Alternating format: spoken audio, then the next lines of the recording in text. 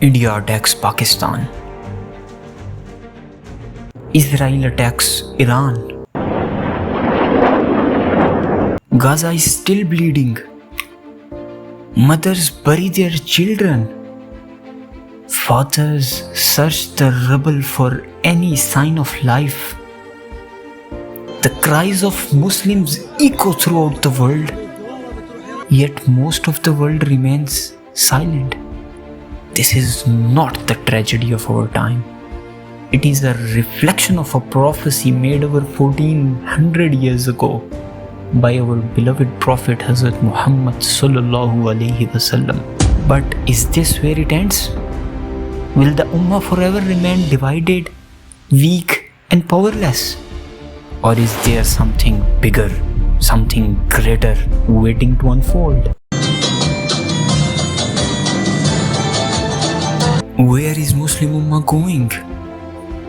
Will we see our victory, or will we sink deeper into the divisions until the very end? Tonight, we will journey from the streets of Gaza to the final moments of this world, as foretold in Quran and authentic Hadith. This is the roadmap from today's headline to the Day of Judgment.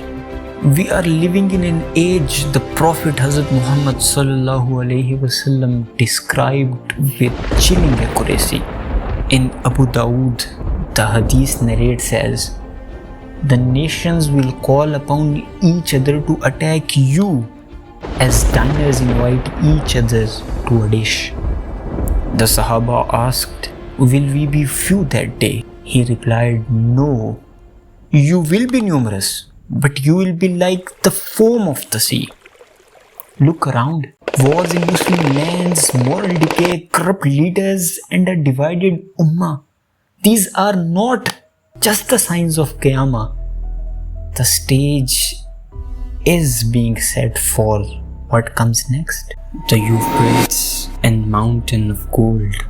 The Prophet sallallahu alaihi wasallam told us, the hour will not come until the Euphrates uncovers a mountain of gold, over which people will fight, and 99 out of every 100 will be killed, and each man will say, "Perhaps I am the one who will gain it."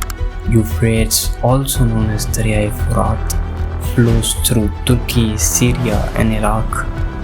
One day, it will reveal this mountain of gold, and humanity will fight over it in a war deadlier than anything before. Some scholars says this could be real gold. Others says it may symbolize oil or a treasure, but the bloodshed will be real. The emergence of Imam Mahdi. Amid the chaos, a leader will emerge from the family of Prophet sallallahu alaihi wasallam, known as Imam Mahdi. He will not seek power. The people will pledge allegiance to him in Makkah. Under him, the Ummah will unite once again, and justice will begin to return. But this unity will be tested by the greatest trial the world has ever seen. The army from Khorasan. From the region of Khorasan, present-day Afghanistan, Iran, Central Asia and some part of Pakistan, an army carrying black flags will march to aid Imam Mahdi. This army is described in Ibn Majah as unstoppable, victorious, until they plant their flags in Jerusalem. This is the march towards the final battle. And then he will come, the Dajjal, the false Messiah. He will perform miracles, claim divinity, and mislead millions. Between his eyes will be written Kafir. His trial will be so severe that only the strongest in faith will resist. The descent of Isa alayhi salam. At the height of Dajjal's power, Allah will send Hazrat Isa alayhi salam. He will descend in Damascus, also known as Dimashq. He will pray behind Imam Mahdi and will lead the fight at the gate of Lud near present-day Tel Aviv. Hazrat Isa will kill Dajjal. The cross will be broken, the pig killed, and truth will triumph. But the trials are not over. Soon after, the barrier of Yajuj and Majuj will break. These tribes will swarm across the earth, destroying everything. Hazrat Isa alayhi salam will lead the believers to safety and ask Allah for His help, and Allah Himself will destroy Yajuj and Majuj with a special plague.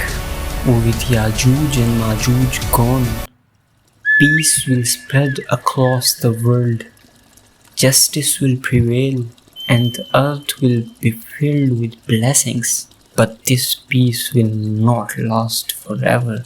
A pleasant wind will blow from Yemen, taking the soul of every believer. When no believers remain, the Quran will be lifted from the hearts and pages. And guess what comes next? Next is the day of judgment. Israfil alayhi salam will blow the trumpet. At the first blow, all life will end. At the second, all will rise for the day of judgment. So ladies and gentlemen, even today we see Muslims facing trials, oppression, and challenges across the world.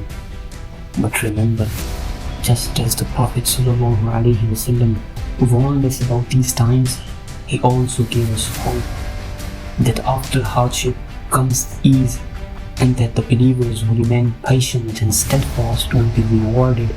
Our time will come, inshallah. The promise of Allah is true, and justice will prevail. Until then, we must hold on to our faith, support one another, and keep striving to live by the teachings of Islam. Thank you for listening to Islamic Course. Please like, subscribe, and share. Thank you very much.